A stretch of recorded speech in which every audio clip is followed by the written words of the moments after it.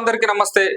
LG entertainment ప్రేక్షకులకు వీక్షకులకు స్వాగతం సుస్వాగతం. కేజీఎఫ్ తర్వాత కన్నడ స్టార్ హీరో యష్ నటిస్తున్న ప్రతిష్టాత్మక చిత్రం టాక్సిక్ ఇప్పుడు అనుకోని వివాదాల్లో వార్తల్లో నిలిచింది. భారీ స్థాయిలో తెరకెక్కుతున్న ఈ సినిమాను మార్చి 19న భారతీయ భాషల్లో విడుదల చేయాలని నిర్మాత వెంకట్ కె నారాయణ ప్రణాళికలు సిద్ధం చేశారు. పోస్ట్ ప్రొడక్షన్ పనులు వేగంగా సాగుతున్న వేళ అటవీ భూమి వినియోగంపై వచ్చిన ఆరోపణలు చిత్ర బృందానికి షాక్గా మారాయి.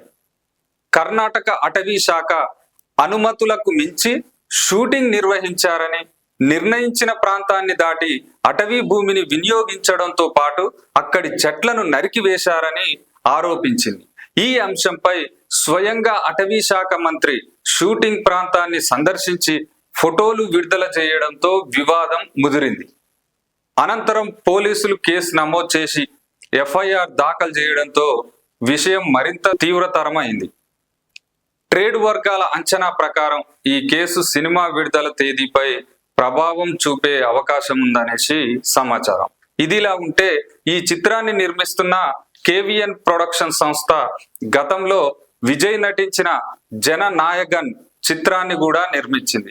ఈ సినిమా సెన్సార్ సమస్యల కారణంగా విడుదలలో జాప్యం ఎదుర్కొన్న సంగతి తెలిసిందే.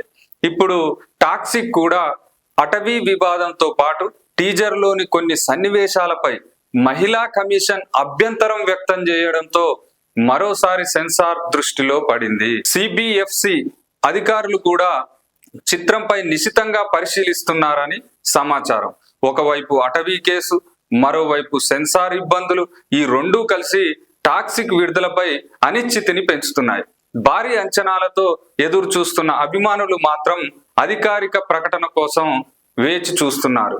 నిర్మాత వెంకట్ నారాయణ ఈ సమస్యలను ఎలా ఎదుర్కొంటారో, నిర్ణయించిన తేదీన సినిమా ప్రేక్షకుల ముందుకు వస్తుందో లేదో త్వరలో స్పష్టత రానుంది.